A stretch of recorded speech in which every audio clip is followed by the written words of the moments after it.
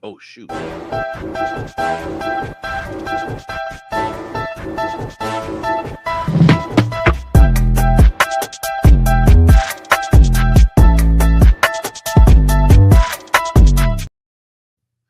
everybody. I'm Candid Frank Stanisci. He's Gary Groob, and we have, using our special technology, the elastic band of sound, we're bringing in Steve McCarthy, the GM of the Owen Sound North Stars of the MSL. And usually we ask everybody how they picked up a stick. But first, the first question I want to ask is, so how long did you have the shovel in your hand today? Briefly, luckily I got my snow blower serviced about a week and a half ago, just in time for today's dump. So it was came in handy. That's awesome, because guess when I had mine serviced? A week and a half ago. Yeah. So I got to use that, and I also use this shovel. I use one of those scoop things to run the snow across the street. Okay, enough about being snowed in. You're in Owen Sound. I'm here in Wasaga Beach, so we're in snow country. But right now we're in the world of lacrosse, and we're going to talk about lacrosse. And I want to ask you, picked up a stick? Why? How? Well, my parents are from the Peterborough area, and so I spent a lot of time there as a kid. And there was a neighbor at my grandparents' house that I guess had played lacrosse. They always had a couple kicking around in their garage, and so I picked one up in my leisure time and would go across the street to the Legion and throw a ball off of it. I was probably 6, 7 years old, and up until then, I really hadn't been exposed to the game. So another connection. I was just dealing with Legion business before I got on, and thank goodness you were late, because otherwise I was going to be late. Yeah. So now you end up in the management side. What drew you to make that change, to go from being a player to getting involved with management? Well, it happened probably, I think, in about 2004. I was still hanging on, playing senior B for the Brooklyn Merchant. We had a couple of executive members pass on, and a couple others that were tired of doing it, and we were looking for a general or a coach, actually, and asked me if I'd take over as coach.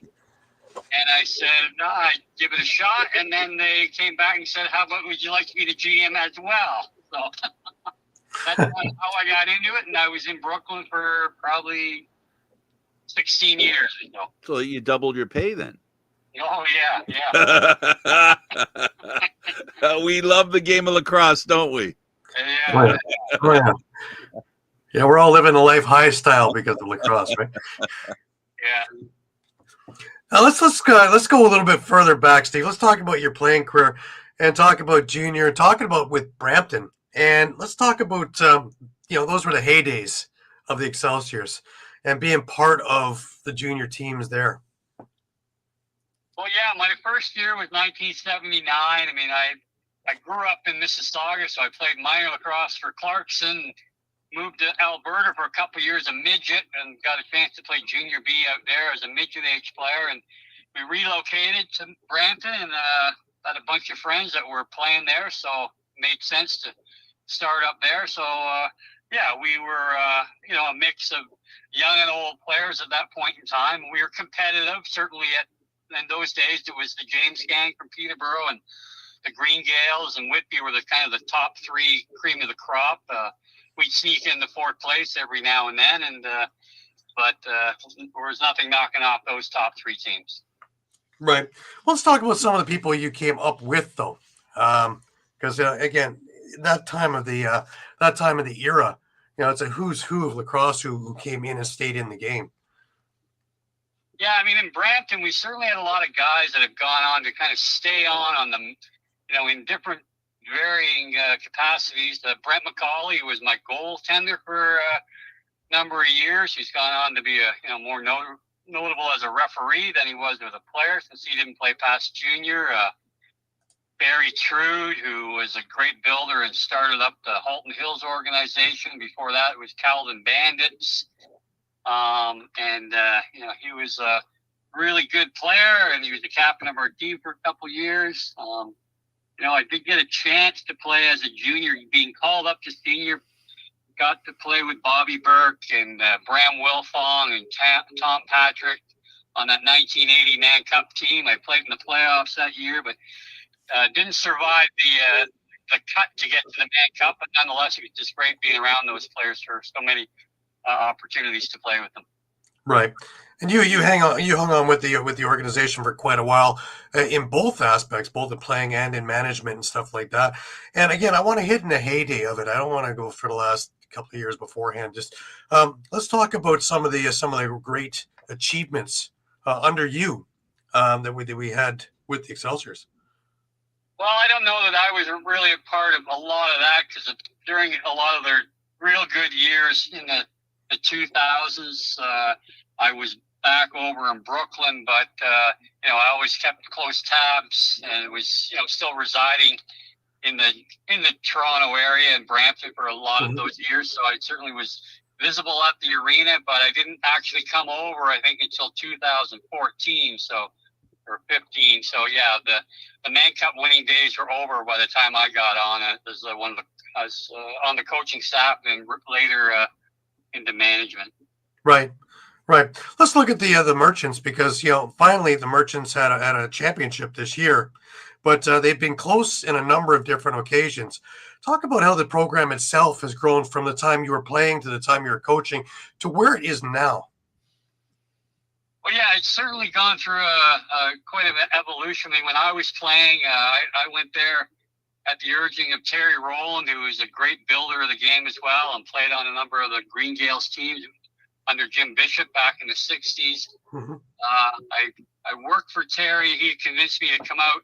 I think I was 38 years old when the Senior B came back to Ontario in 2000. So I got on with that club, was selected as the captain of the team, and we actually went to the President's Cup final in Ganawagi that year and lost to Newtown in the final. So that was a great way for the team to kind of kick off Senior B lacrosse again in Ontario, which had been dormant for a number of years. And from then on, I was able to play, I think, another 4 years. And it wasn't until 2016 we actually won our Ontario championship again with the Merchants, when we went to Leduc in the President's Cup and ended up with the bronze out there. So, right. Let's talk a little bit about the couple of years you were Coach of the Year. What set those teams apart? What made them so special? I don't know if it's sometimes it's certainly a philosophy that I'm sure a lot of coaches would tell you, or in management, that you want to be able to build your teams with quality individuals with character. And throughout the years, I mean, I've certainly always tried to install that in any team, or make sure that those are the type of players that we were trying to attract and trying to keep. And they typically would weed out some of the guys that might not have been able to live up to those types of expectations that the teammates put upon each other. Through thick and thin in Brooklyn, and then even when I joined Brampton later on, those are something we always tried to install, and the players were really good about maintaining that type of level of commitment and really dedication to the game. Because in both cases, we never had a ton of money to pass around to players, and they were playing because they loved to be around each other, and win or lose, hopefully win more often than not. That they really made it a lot easier. Right. Was there a lot of change of philosophy going from Senior B to MSL and coaching, or was it more or less in the same realm of ideas? Really, I mean, for me, there would be more of a change. You're dealing with a lot of guys that have a ton of experience, and coming in from the outside and trying to instill things to guys that might have been around a while. I kind of give them a leash and see how far they can go with it. And if the results are positive, don't really see any reason to get in players' ways. Unless they run themselves to the end of the road and there's no left or right turn, and we got to kind of refocus and figure out better ways to achieve what we want our goals are. Right. Your relationship with Paul St. John's gone back a number of years. I want to talk a bit about CLAX. I loved it when it was around. It was a shame that it didn't last that long. But you had a good position there in CLAX. Let's talk about the organization itself and the way it came up, because it was really popular for a bit. Yeah, Paul was a teammate of mine on that 2000 and I think probably 2001 Merchants team that when we went to the President's Cup. So, and I knew Paul before that. We played against each other in junior when he was an AP for Whitby, coming up from the beach, and I was playing in Brampton and then Peterborough. So, yeah, we've known each other a long time, and it was he's always had ideas about the game, and he's one of the very, very few that is willing to stick his neck out financially, reputationally, to try to make things happen. And he's still at it, obviously. So yes, but, definitely. yes, CLAX was somewhat revolutionary at the time because we were really trying to create that transition game and make players play both ways with the way the rules were set up. And we had a lot of input from people that were always trying to not necessarily slamming, but not happy with the way that the game had become just an offense defense kind of situation. So with Paul St. John, Jim Veltman was very instrumental in that league in the early years as well. And we just kind of followed their lead and tried to shape the thing as we went along. And you had a chance to use a number of arenas that we don't use a lot of, especially the Mattamy. That was an interesting one as well, right down to the finals of one year. Yeah, that was a tremendous. It was a lot of fun for the players. Outside of parking wasn't fun. Yeah, absolutely. Going downtown Toronto and stuff, trying to in the Green Pea parking lot, trying to navigate crossing at Church and Carlton with the stuff. And I was involved with the merchandising then too. But other than that, it was a great facility, and it was a lot of fun to be part of the Maple Leaf Gardens history. Right. Now, transition forward, and CLAX goes, and the next idea is Arena Lacrosse League. And you're in there from the beginning. You're with the Oshawa Outlaws as GM and coach. Let's talk about getting that off the ground, because if we look at the finished product and where we are now a number of years later, we put something like 35 guys into the NLL. It is the gold standard on teaching how to become a pro and how to stay a pro. But the early years, talk about getting that thing off the ground with Paul. Well, again, it was, he after he had left CLAX and handed over the keys to the investors that he was involved with at the latter years, he wasn't finished and had other ideas. And it was, we kind of followed the same template with respect to having a massive draft with all the teams. And, you never know who you're going to get, who would be committed to play. You're trying to get guys to play in the winter in Ontario, and it's hard to get from point A to point B, especially some guys are living in Ottawa and some guys are living in Niagara and you're in Oshawa. So it's, geography always played a part really when you're trying to look at players and who might be committed to playing in the league. But like you said, there's a lot of guys still very hungry to carve out a niche and get into the NLL or get back into the NLL. And, we certainly had a number of those players on that original Oshawa Outlaw team when we won that championship the first year of the league. Right. What stands out most about the league and the players when you were part of it? Again, I think it just goes back to the commitment. Whether we had, Matt Spanger was a guy that, really hadn't been given much of an opportunity in that NLL level. He was an undrafted junior coming out of the beaches. I had him in Brooklyn for 2 or 3 years, brought him to Brampton when I was there. He just kept at it, and now is, certainly carved out a nice career for him with Buffalo and the NLL after starting in I guess it would have been New England at the time.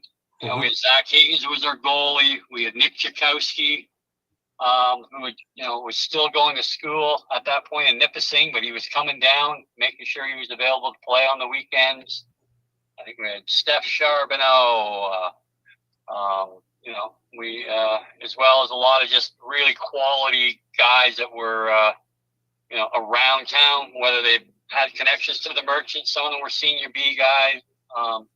Again, it was just a great group to be involved with. Right. Again, one of the players that comes to mind also is Luke Laskowitz. I had a chance to be with him over in Prague last year when he was playing for the Gales, and just a great teammate and a great player. I think when he was with you, he was the ALL MVP as well. Yeah, Luke was another real favorite of mine, and again, it was just always on the cusp. Never quite carved out an opportunity to get on in the NLL full time, but certainly spent some time on practice rosters. And sometimes when you're a big scorer in a league, whether it be senior B or even MSL, and teams at the next level want you to be a different player. Some guys can adapt or have the tools to do so, and some guys aren't.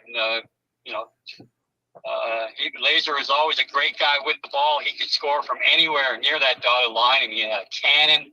He was pretty elusive, but he just was never in the right place at the right time, I guess, at the NLL level. But he certainly was a dominant player in the Arena Lacrosse League. Right. One of the thoughts that we had over the last number of shows and months and years is if the ALL could become like the AHL, and maybe NLL teams could actually get one each, and they could get a hold of their draft picks, put in their coaching staffs, and develop systems with the younger guys. Do you think that would fly? Yeah, you know what? I'm sure it sounds like it's a good idea. The problem is that nobody wants to pay for it. Our coaches in the ALL don't get paid. The players are paying to play. So to assign a specific team, whether Oshawa was affiliated with Ottawa, for example, you've got, you might have some Oshawa natives, but their NLL rights belong to Buffalo, and their ALL team is Oshawican.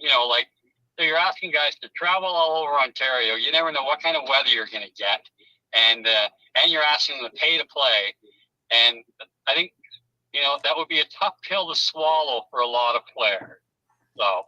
Right. I don't discount it if there was teams busing everywhere and coaches were getting paid and training staffs and everything was set in place. But that isn't financially viable. With the way the league is set up now. I mean, the players are already paying $500.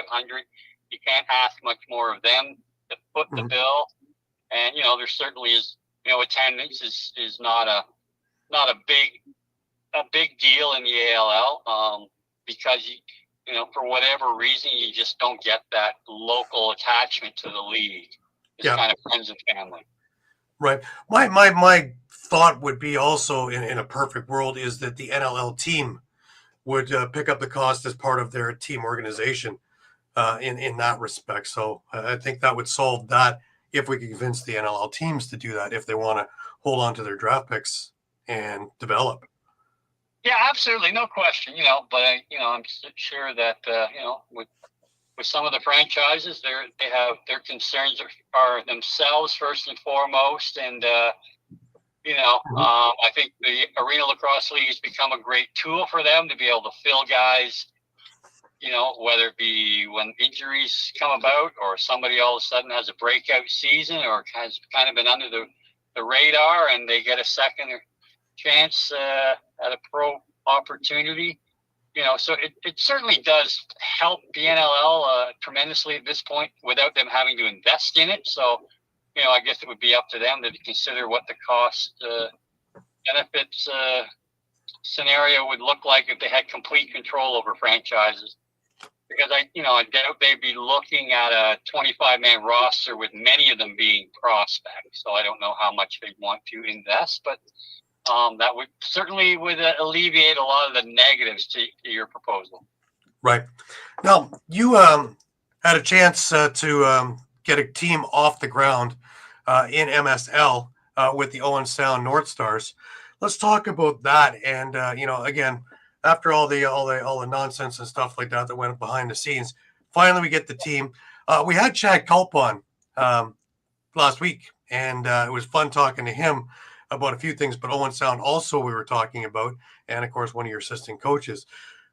You did a hell of a job moving from season 1 to season 2 in building a sustainable roster that really gave a lot of fits to a lot of teams. Talk about your thoughts on how you were putting together these rosters.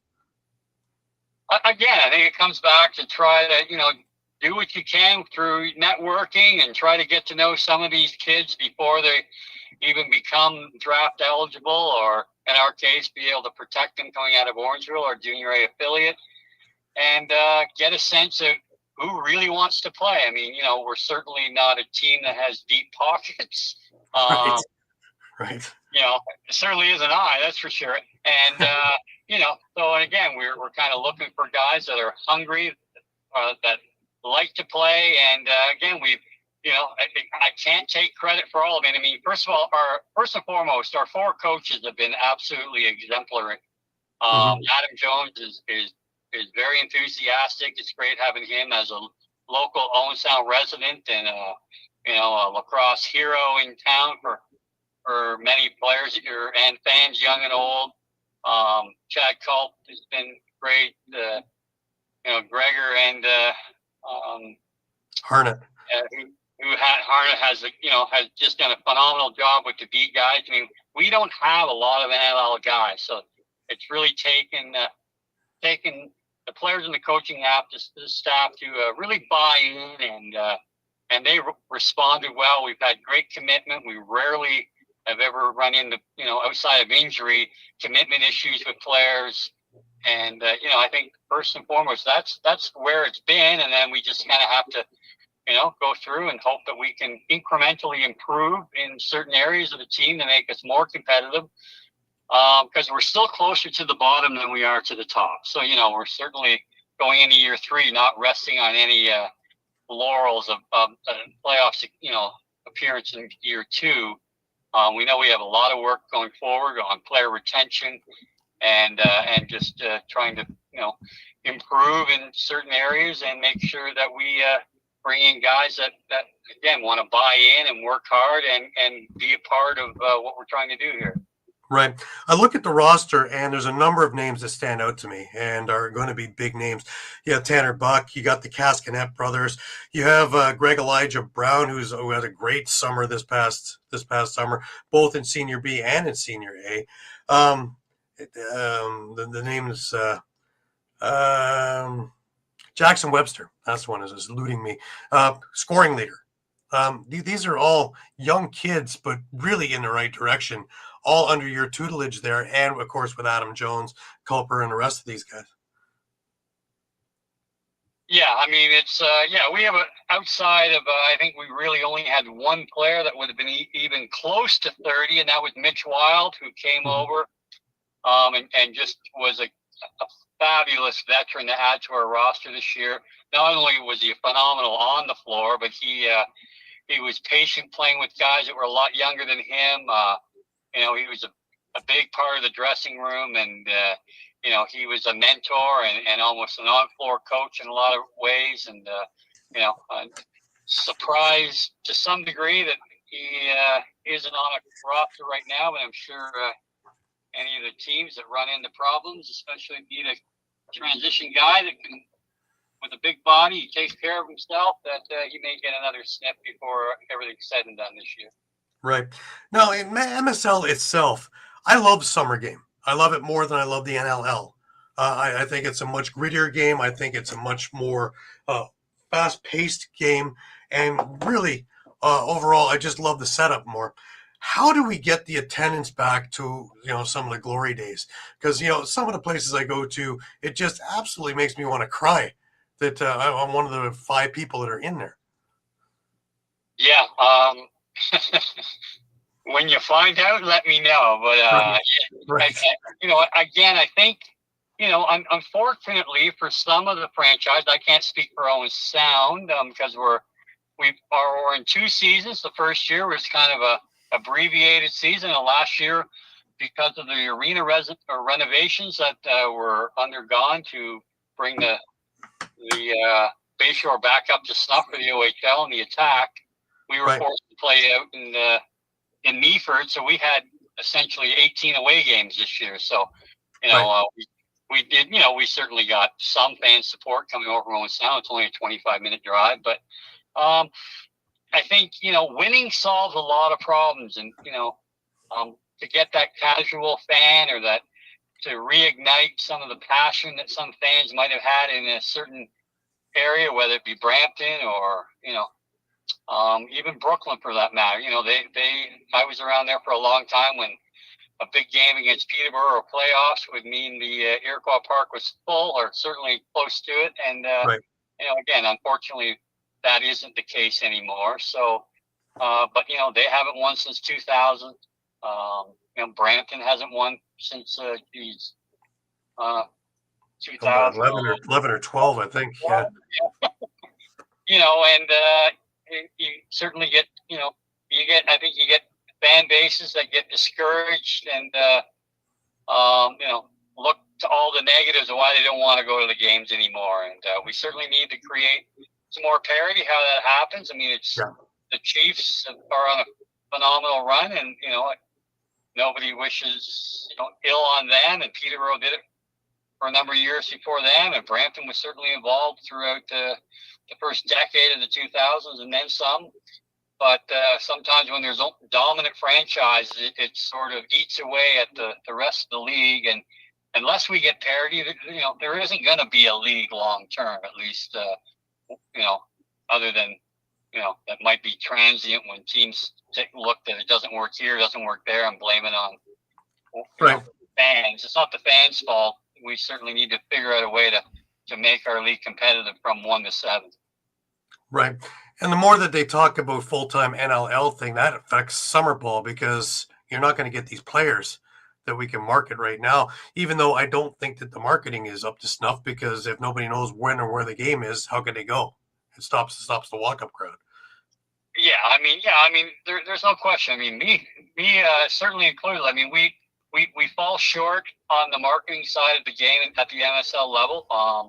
We certainly have put some people in place in the last 12 to 18 months that are working behind the scenes and such. And we're hoping to have a few other things that will expose our game to some more people, on the book soon. But yeah, I mean, there's a lot of work that you can't just flip a couple ads out in the social media and expect people to come. You have to probably have to create an event atmosphere other than what's just going on the floor. And, there's a lot of intangibles that could be added to the promotion of the game, and really just get involved in the community. I mean, we have an opportunity in Owen Sound. If it doesn't work, I'm not necessarily going to blame anybody in Owen Sound for it. It'll kind of fall on my shoulders. But at the end of the day, we need to get a healthy fan base to continue to move up the ranks and be financially viable to keep guys there and bring guys in and and be competitive. Right.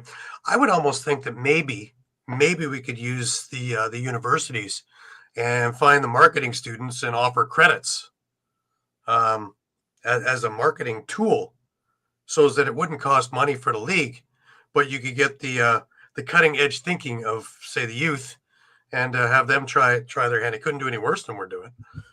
And that is that's a great idea, no question. Yeah, that's I think there's a lot of avenues that need to be considered and explored. And there's hopefully there's a couple of university students sitting at home today going, "Hey, I'm in. Who do I call?" So yeah. Most likely they played minor lacrosse too. Now let's take a look at the from your perspective, how lacrosse has changed over the last 30, 40 years. Well, better, worse? What do you think? I don't know. I mean, like, it's certainly changed. I think, when I first started playing as a kid, it was, there's a lot of the kids that played hockey were playing lacrosse. So many sports, when you get to that elite level now, lacrosse included, there's so much club, whether it's hockey, some are 3-on-3 teams, tournament teams, baseball, and a lot of their club level teams that, go all over the U.S. to tournaments. Lacrosse is the same with their, with Evolve and Edge and so many other great avenues that kids have. But it really, I think it's really kind of siloed a lot of the athletes, where they're either too busy or they've been told that they need to focus from the time they're 10 or 11 years old on one sport. And it's really taken a lot of the fun out of not just lacrosse, but in sport in general, and a lot of pressure to succeed. And whether that leads to the burnout at lacrosse or other areas, I don't know. I really haven't been involved hands-on in minor lacrosse for a number of years. It's not fair for me to pass any kind of judgment.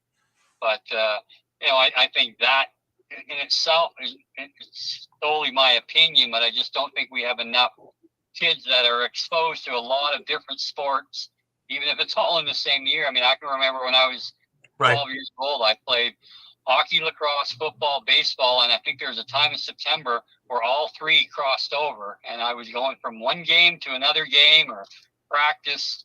Every night. If I didn't have two things on in one night, it was an exception. So, that certainly wouldn't happen today. And, so hopefully, I know there's some minor associations that have really dug in hard and really working hard in the off season to promote lacrosse and get stuff. I think in Owen Sound, I think we have well over 600 kids playing in Owen Sound, which is certainly in the top 10 of the OLA. And, they've got starting at 3 years of age. So, and a lot of really dedicated people involved to keep it going. So that they're not just in it because they have one or two kids in, and probably when they're done with it, they're done as well. There's certainly seems to be a tremendous group there, and they've done, even in the short time I've lived there, they've really grown the association. I think we have rep teams at pretty well every level, all the way up to your U17. So like at least 2 rep teams at every level. I think we might even have 3 at some now. So along with their local league. So yeah, I think it comes from the grassroots. They got to make it happy. We don't flip the switch when you go all the way up to our level. We get the guys that have kind of hung around and been through the wars of minor and junior lacrosse. So, and still have an aptitude and a desire to play. So that's interesting because, a lot of the time I'm hearing Mark Millen said it best, was we spend a lot of money on club teams and the kids who want to make pro, but the grassroots really get neglected. And it's refreshing to hear that Owen Sound has such great programs where the grassroots are actually being nourished, because that's the future. That's the future fan bases for the kids who aren't going to go on and try and become a pro. And that's also for the teams, for the kids who do want to become a pro. That's where it all begins. Yeah, it really has, and I don't think it's any different than any other sport, quite frankly. We wouldn't want to, it's not a lacrosse issue, but it has become very inverted. There's a lot of associations that when they get their 15th kid in Pee Wee, wow, now we have 1 rep team. If we get to 30 kids, we'll have 2. They don't have a house league. It's a hard sport to master the skill. And, to show up and every week and travel all over to games and tournaments, and to not have any success because you're just sort of trying to learn the game at that kind of age. You might touch the ball 1 or 2 times a game. I don't know where the fun is in that. So, so I think there's a lot to be said for making sure that there's skill development and making sure kids really like the game. Again, whether it's lacrosse or anything else for that matter, and kind of nurture that and build from there, and not concern ourselves with only what happens at the rep level or elite levels, and let that take care of itself. If we can build a big enough pool at the bottom end that gravity will fill up all those top end spots and only help the game or games, whatever you're into, is attracting more athletes. Right. Now, with the Olympics coming up in a couple of years' time, what are your thoughts on sixes first off? I mean, I am pretty ignorant to the game. I love watching it. I don't understand all the nuances to it, but it's Canada's very good at it, so I'm happy to see that that's the Olympic game of choice.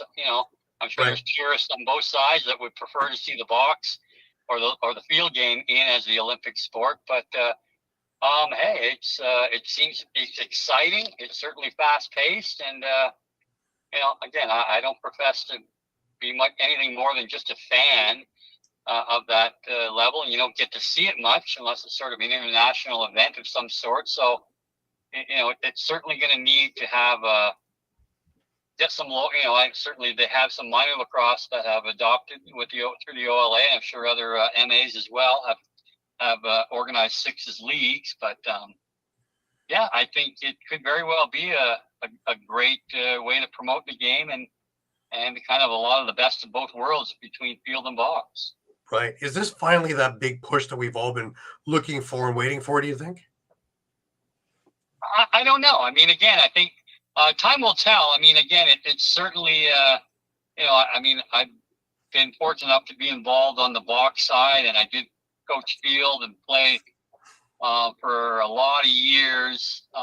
Even like I hung around in that Ontario Men's Senior League till I was probably 50 years old or close to it. I started, I think, when I was 18. I've certainly had some years off, but nonetheless, so we've got, in sixes, we don't have, other than it's really just starting in minor. It's going to take a long time to develop that as an alternative to either the box or the field game, but it could be. I don't think it won't happen overnight. But yeah, it could be. It certainly has a lot of the attributes that everybody really likes about both games, and it could end up being the pinnacle of the sport. Right. One of my concerns, and we brought it up a little ways back, is do you think that they have an exit strategy? It's one thing to say, hey, that was a great tournament, and then not do anything with it. And then we're right back to where we started from. Do you think that the powers that be are busy working towards what to do after the Olympics and build on having 280 more countries viewing it? Yeah, that's a good question. Way above my pay grade. I'm sure there's people that are listening, that are nodding their heads that they've got it all figured out. Again, the buy-in has to come from the individual associations, because irregardless of what people in positions of authority and in administration, whether it be OLA or CLA or any of the MAs for that matter, you have to have the MAs do all the work. They do all the heavy lifting, or not the MAs, the individual associations. So right. It can't be a top-down strategy, irregardless of whether it's sixes or box or field. And I think there could be a lot learned from some of the associations that have really continued to develop, whether it be in Mimico or Orangeville, or and now in some degrees Owen Sound, that have taken areas that always had a history of lacrosse, but have kind of made a revival. I mean, and it's a way of life in Orangeville, and it's certainly you can't be involved in any kind of human endeavor in Mimico without understanding that the lacrosse is a big time sport there in the summer and actually 12 months of the year. So, right. Now, looking back, what would you call your proudest moment in the sport? Whether it be playing, coaching, managing, it really doesn't matter. But what would you think would be the pinnacle of what you've done? No, that's a good question. I mean, there's been a few. I would think probably on a personal note, I had the opportunity my last year in junior to be picked up at the trade deadline by the Peterborough James gang, who were headed towards their third consecutive Minto Cup. So I left Brampton and joined Peterborough for the last half of the season, and got an opportunity to win a Minto Cup there. We lost one game all season, which coincidentally was the first game I played, which resulted in a bench clearing brawl in Whitby. So even though we seem to get more enjoyment out of that whole fiasco than we actually did, even when we won the Minto. It was getting the old hat for some of those guys, and to have a gigantic half-hour drawn-out bench clearing brawl that seemed to have nobody officiating it, other than police arrived at one point. So, anyways, that year, I mean, just on a personal note, you always want to win. I got a chance to play with a lot of guys I played against in minor and through junior that had a ton of respect for, and because of my family roots are from Peterborough and Keene area, I had some relatives that got to come and be a part of that when I was there, even though, at that point, I was happy just to play a role there. And, so, Mark Vitarelli, who's still involved with the Lakers, was our head coach. And to this day, Mark and Lee they were responsible for bringing me in there. And I'll always, have a lot of gratitude for that, because that's probably the most, prestigious thing I've ever been involved with as a player anyways. Right. What do you think the biggest challenge you ever faced made you a better leader? I think with a lot of guys, I mean, like for me, I was pretty much like growing up in Clarkson, we had junior B, junior A, and junior C in Mississauga, and Clarkson was the home of the junior B team. And I played we had a really good group at my age group. We were typically probably the second best team in the province behind Peterborough.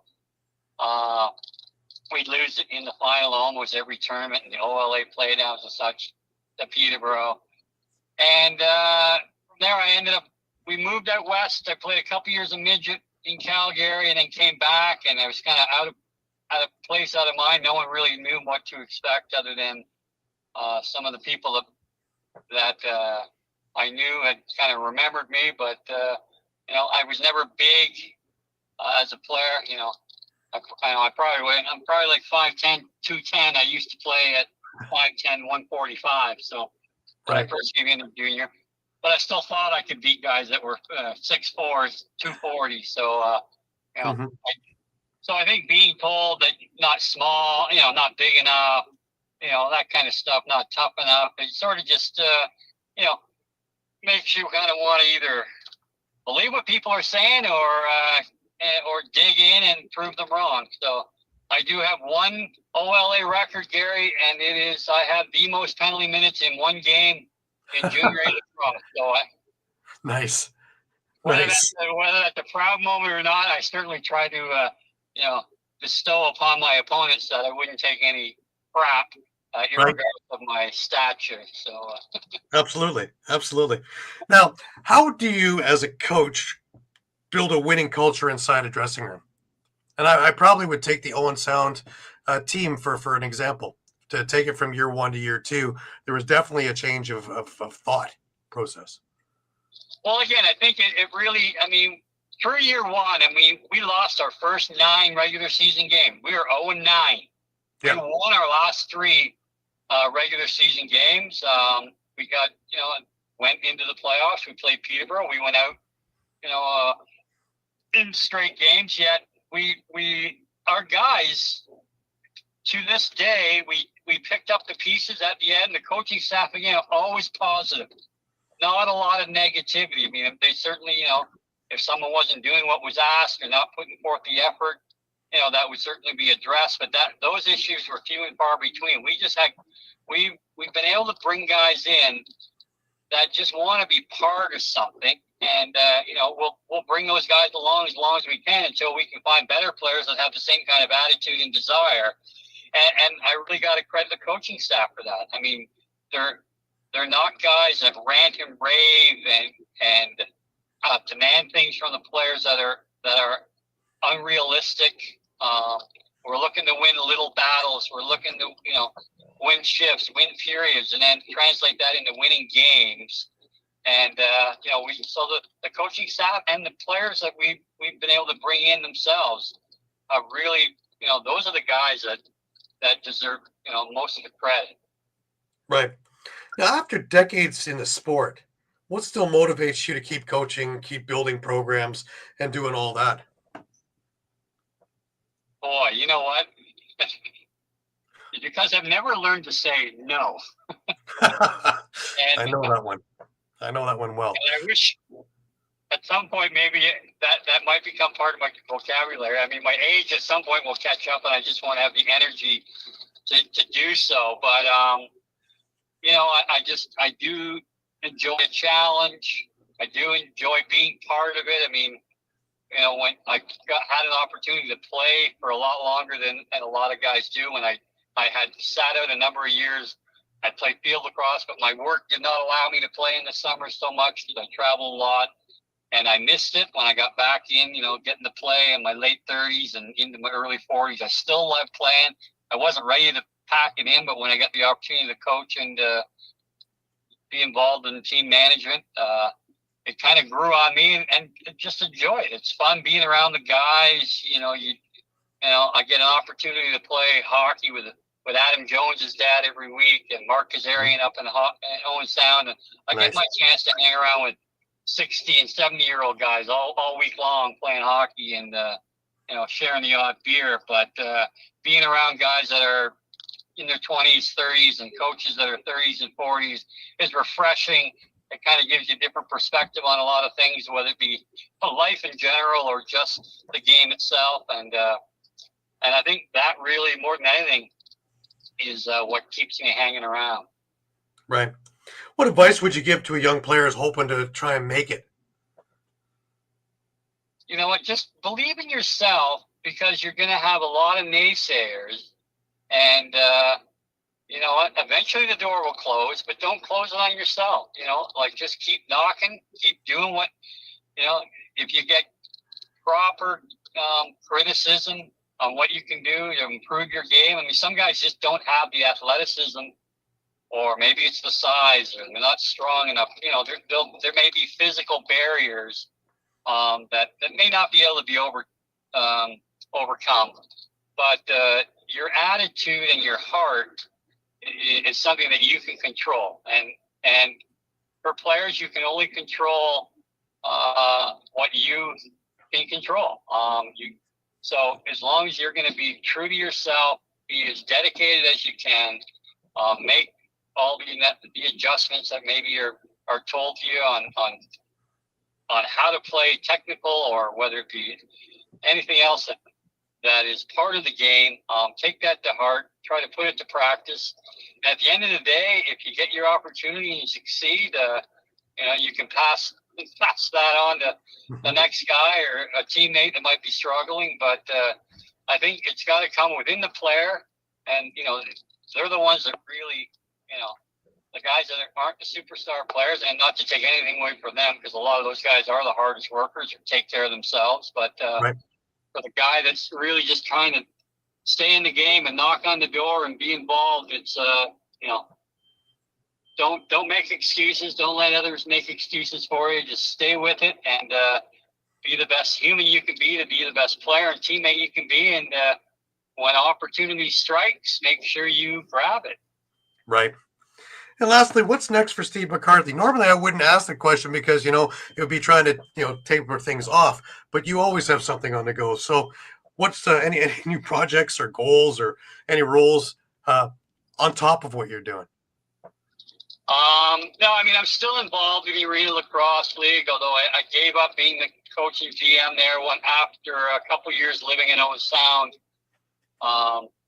The travel back and forth with the inclement weather just wasn't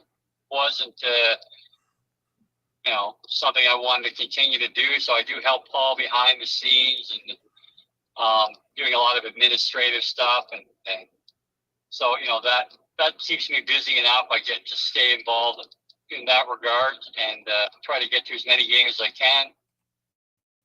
But I've got my work cut out for me in Owen Sound, so that my runway is is not looking beyond what I have to do to try to really get our organization ready to enter year 3 and really kind of pick up where we left off last year and try not to take a step back. We want to make sure that we're ready to put a good product on the floor, attract as many fans as we can, continue to build that base and make ourselves relative in our marketplace. So Absolutely. That's a challenge. Yeah, it is. Yeah, I mean, we have fostered a nice relationship with the management group at the Owen Sound Attack, and they've always been very helpful with us, and they do a phenomenal job there. Being the smallest city in this, could be the CHL for that matter, and they're always they attract people from all over the Grey Bruce area, and if we can get even a fraction of what they've been able to get their foothold into, we'll be well served. Absolutely. Absolutely. Steve, I really want to thank you for taking the time out, and especially on a day where you've finished snowing and uncovering your land. So I appreciate the time, and I look forward to seeing you around the arenas. Well, I appreciate the time too, guys. Hopefully I didn't ramble on too much. I know I can get on tangents there now and then, but yeah, I do appreciate it, and it was fun. It was fun here too. And I assume it was fun for Gary. I wanted to add one more thing. All the connections we've had since I've started speaking to you for the first time today. One more connection hit. I lived in Clarkson for 30 years. Well, I was there. I went to Elmcrest, Hillside. I lived across the street from Elmcrest on Carenza. Okay, like I lived on Rockport, and then I lived on right at the very top, just off of I can't even remember the Bushland Crescent. Yeah. So small world that got small so many times. I'm amazed at everything you mentioned. I'm going, okay, why have I not run into him sooner? But anyway, it was really a pleasure meeting you, Steve. You carry the banner and love for the game, and while you are special, you're also, what makes the game last and be so important. It's people like you that love the game so much that don't put the stick down and say, well, that was fun. Try to figure out a way to help other young people play the game. And I appreciate the hard work and challenges that you have to deal with. And you're almost a neighbor. So maybe someday I'll come check out you guys playing lacrosse there, but not in this weather. No, I wouldn't do either.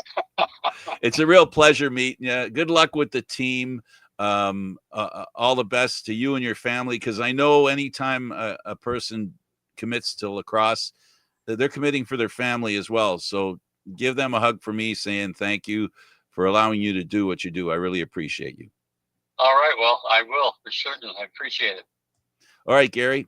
He's Gary Groob. I'm Candid Stanisci, and that was Steve McCarthy, GM of Owen Sound North Stars of the MSL. Thanks for watching, everybody. We'll see you again next Thursday.